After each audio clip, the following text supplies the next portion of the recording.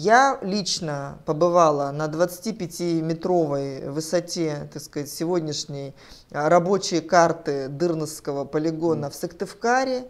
Это памятник потреблению, наверное, всей республики Коми. Как минимум туда свозятся с 6 муниципальных образований сегодня отходы.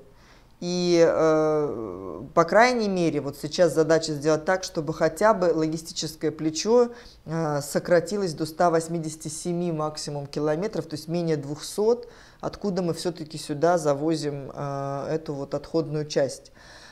И поэтому для меня большой вопрос, когда я в Госсовете слышу, что нам недостаточно полигонов, мы задыхаемся, нам нужны еще, нам нужно их как минимум утроить. Я услышала эту цифру и была несколько, значит, в таком, мягко говоря, недоумении.